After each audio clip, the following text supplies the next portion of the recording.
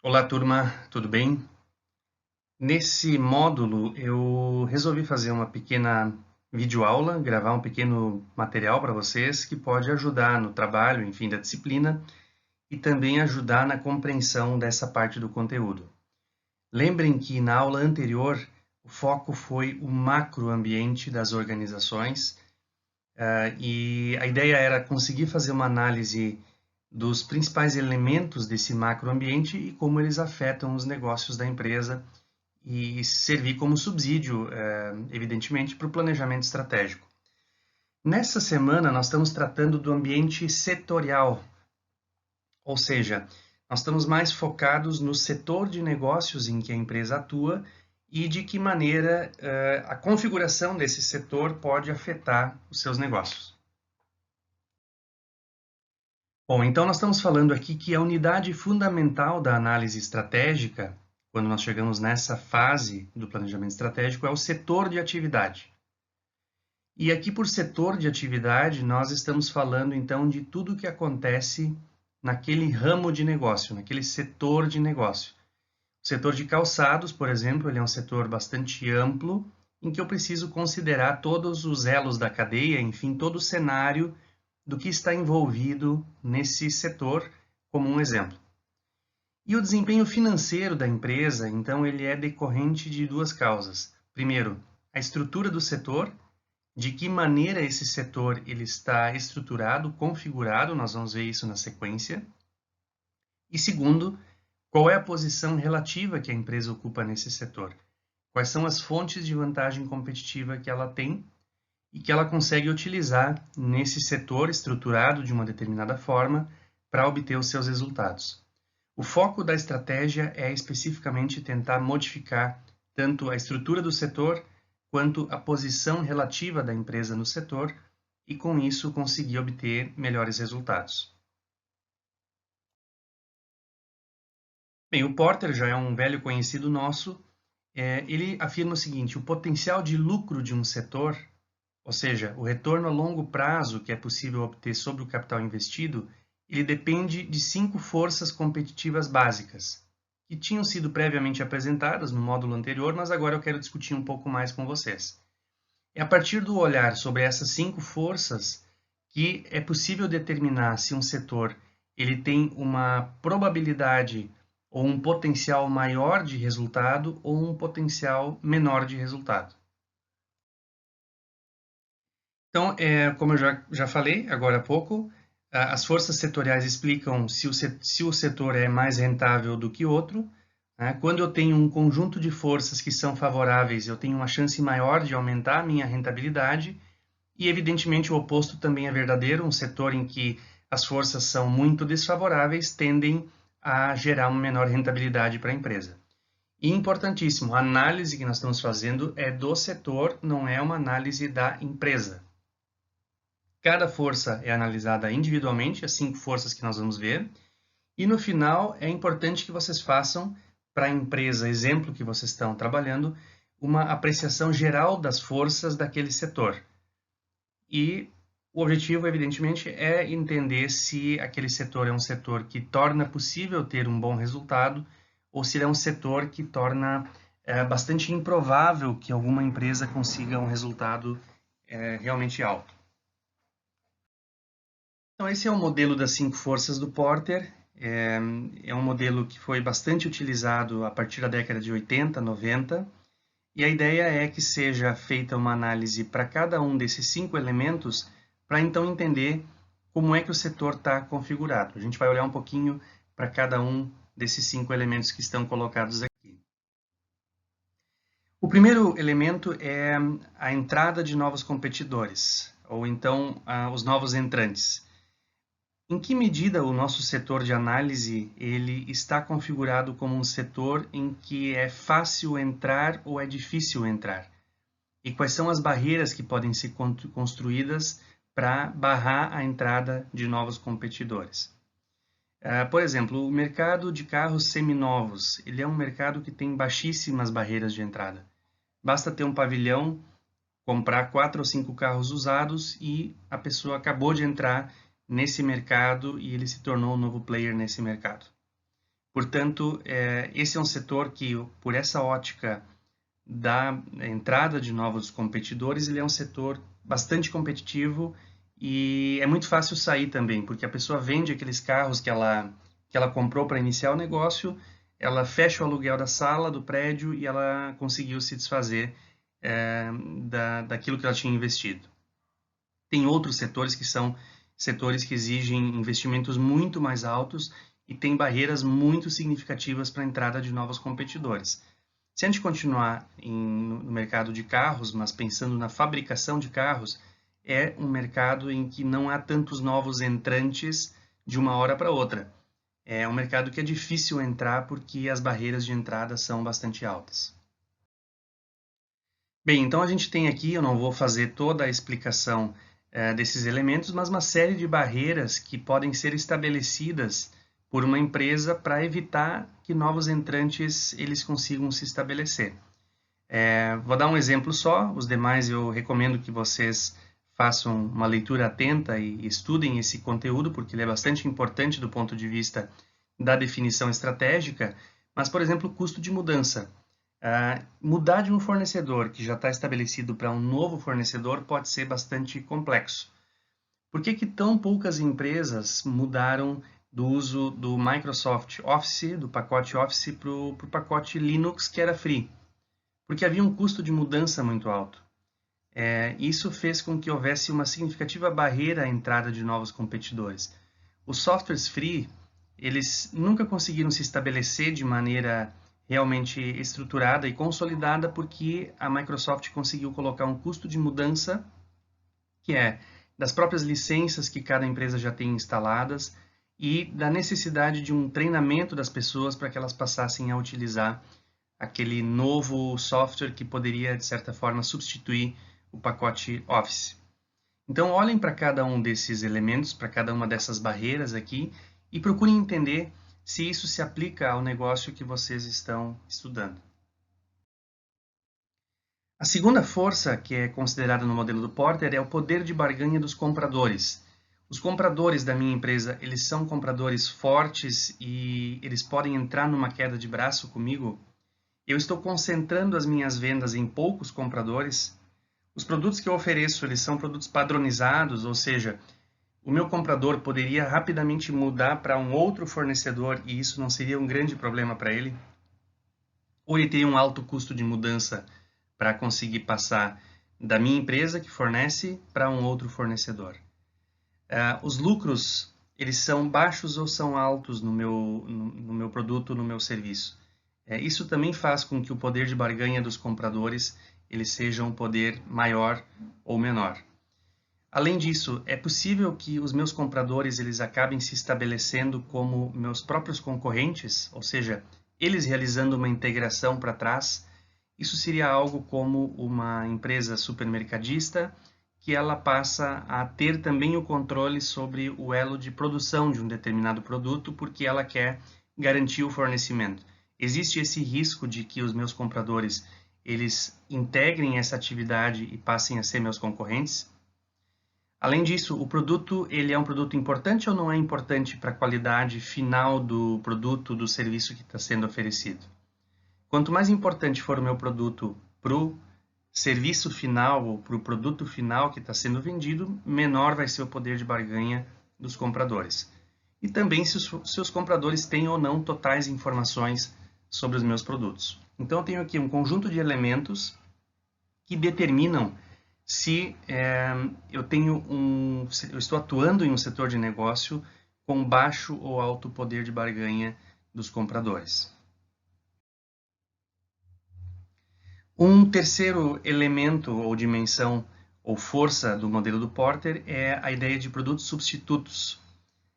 Qual é o risco de que alguém consiga substituir o meu produto por um produto que seja eventualmente melhor, com uma relação custo-desempenho, preço-desempenho melhor, e talvez até por uma indústria que está procurando fazer essa substituição que tenha lucros altos e com isso ela possa acabar substituindo o meu produto.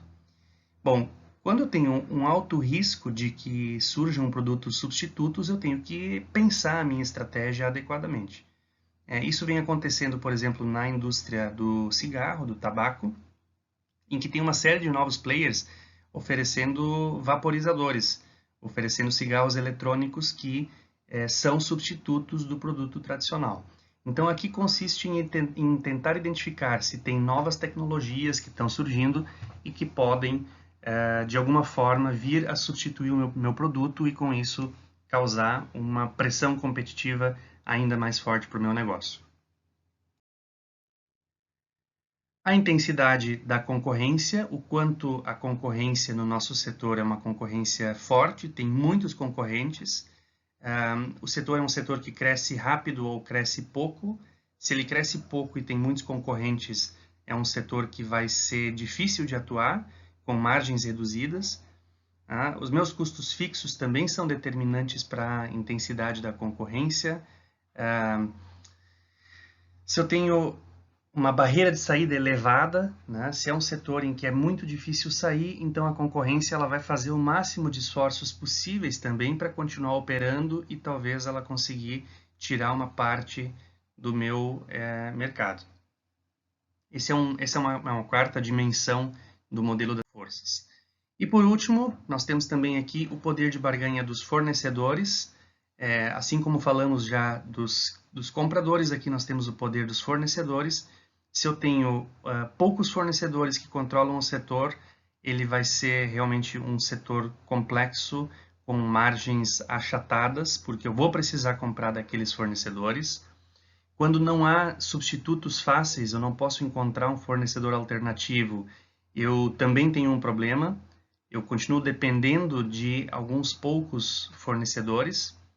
Se o meu setor é um setor que não é estratégico para os fornecedores, não é um cliente estratégico importante, isso também vai fazer com que os fornecedores tenham alto poder de barganha. Se os produtos se constituem em insumo importante, né? Quanto mais importante é um determinado insumo para o meu negócio, mais poder o meu fornecedor passa a ter. Se ele é um produto diferenciado, né? Que tem um alto custo de mudança. E por último também a questão da ameaça de integração para frente. Se o meu setor de negócio ele é muito atrativo, existe uma possibilidade não tão pequena de que algum fornecedor ele ache interessante o meu setor e ele próprio queira passar a ser também um atuante nesse mercado, portanto, tornando-se um concorrente para mim. Então, essa é o quinto elemento, a quinta força do modelo do Porter, e cada uma dessas 5 forças deve ser analisada com bastante atenção, com bastante cuidado, para entender de que maneira esse setor é um setor altamente competitivo e o quanto ele pode oferecer de rentabilidade para um negócio. Aqui a gente tem um slide que é um exemplo de algumas poucas empresas no mundo que controlam muitas marcas que são marcas que fazem parte do nosso dia a dia. Então, se eu sou um supermercadista e não sou um supermercadista de grande porte, eu tenho que ficar bastante preocupado porque o poder desses fornecedores aqui é muito grande. Eu estou praticamente na mão desses fornecedores e eu preciso conseguir encontrar formas de fazer com que seja possível competir com essas empresas, negociar com essas empresas para reduzir um pouco o poder desses fornecedores. Eu preciso tê-los nas minhas prateleiras e, ao mesmo tempo, eles têm muito poder, portanto, eles vão fazer o máximo para achatar o meu resultado. Bem, ainda nessa análise, então, do setor que nós estamos fazendo, uma pergunta que poderia surgir é se a concorrência ela pode, de alguma forma, ser benéfica. Nos slides anteriores, nós vimos que a concorrência, ou o nível de concorrência no setor, é uma força que pode prejudicar ou achatar os meus resultados. Bom, na prática, a concorrência também pode trazer alguns benefícios. Por exemplo, sem entrar em todos eles que estão colocados aqui. Às vezes a concorrência pode ser boa para o meu negócio porque ela vai se encarregar de atender alguns segmentos que são desinteressantes para mim. E, além disso, é possível, por meio de um concorrente estabelecido, eu conseguir fazer a minha diferenciação. Hoje, nós vamos combinar que o preço premium que a Coca-Cola consegue cobrar pelo seu produto, ele se deve em grande medida ao fato de existir a Pepsi-Cola. Então, para ela é benéfico que a Pepsi-Cola continue existindo, ocupando um certo padrão e faixa de mercado, para que ela possa cobrar o preço que ela entende que é o preço mais adequado para o seu produto, né?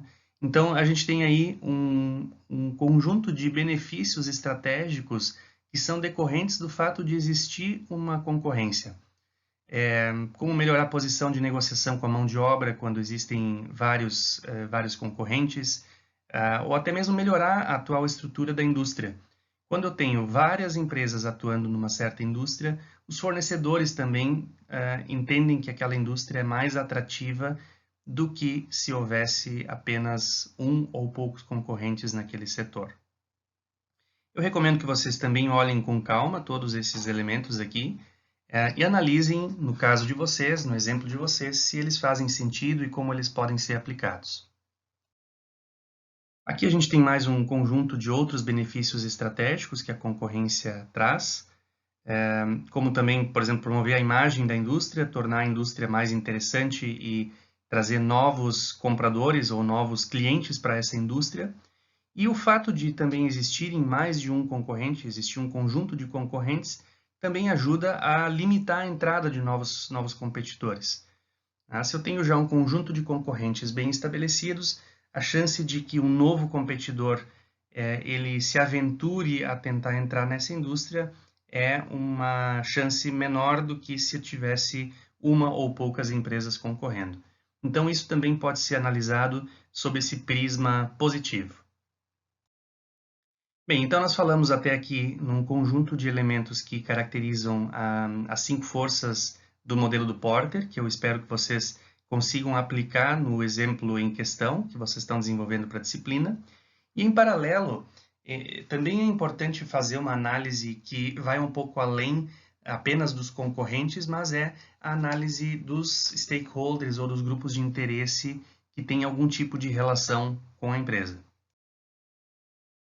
O conceito de stakeholder, imagino eu que está já claro para todos vocês, né? São todas aquelas instituições, pessoas ou grupos de pessoas, sejam elas formais ou informais, que de alguma forma estão interessadas e podem ser afetadas ou afetar o funcionamento de uma organização. Então, à medida que nós estamos hoje num cenário em que as empresas não se preocupam apenas em vender e em concorrer, mas sim em atuar de maneira ética, de maneira correta no mercado, conhecer os seus stakeholders, analisar os seus stakeholders é cada vez mais importante e também isso deve fazer parte dessa análise do ambiente externo que nós estamos fazendo. Então, a gente tem uma lista aqui de stakeholders, né, como, por exemplo, além dos clientes, evidentemente, e da comunidade na qual a empresa opera, a gente está falando aqui de empresas de tecnologia, marcas e patentes às quais eu tenho acesso, a própria comunidade próxima, vizinha ou regional, os fornecedores, as empresas ou entidades que são reguladoras do setor, associações de classe, funcionários da organização, sindicatos, organizações de trabalhadores. E além disso também a própria mídia, a opinião pública, os meus parceiros de negócio, organizações não governamentais, o poder público e outros representantes ou distribuidores dos produtos e serviços da organização. Então, uma lista de stakeholders e de que maneira eles afetam e podem ser afetados pela empresa é fundamental para que a gente consiga entender qual o impacto que eles podem ter para o negócio e de que maneira eu preciso me relacionar com cada um desses stakeholders. Uma forma bastante simples de fazer essa análise é utilizando aquilo que é chamado de grade de poder e interesse. Então, eu classifico o poder de cada um dos stakeholders em baixo e alto, ou eventualmente, se eu quiser, eu posso classificar como baixo, médio e alto. E, por outro lado, eu classifico que tipo de interesse positivo ou nível de interesse positivo que os stakeholders têm em relação à empresa.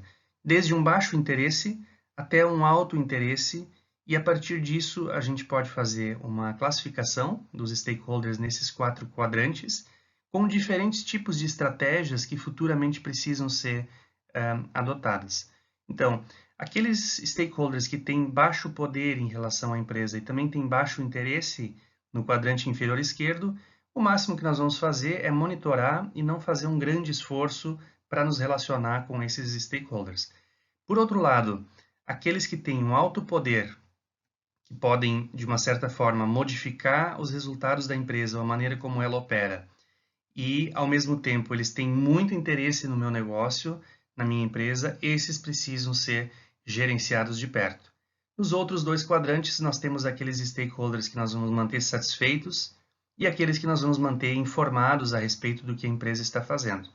Mas o ponto-chave aqui é identificar quais são os stakeholders que precisam ser gerenciados, talvez seja uma palavra um pouco exagerada, mas que precisam ser acompanhados e a gente precisa estar próximo deles para saber o que eles pensam e de que maneira a gente pode estar trabalhando com eles para atender também aos seus interesses. Então, recomendo que vocês façam também essa verificação no caso do exemplo que vocês estão trabalhando. Aqui fica um quadro de monitoramento, um exemplo, né, da área ou característica, perfil dos stakeholders e que tipo de interesse eles podem ter na empresa. Recomendação de que vocês olhem com atenção para cá. E mais importante, que vocês procurem então classificar os stakeholders da empresa a partir dos quadrantes ou dos eixos de poder e interesse que falamos anteriormente.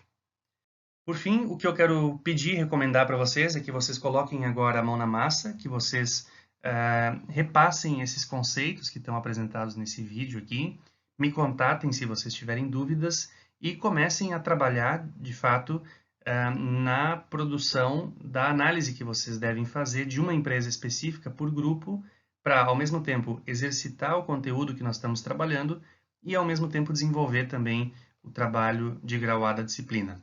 Fico à disposição, me contatem se vocês tiverem alguma dúvida. Um abraço, até mais!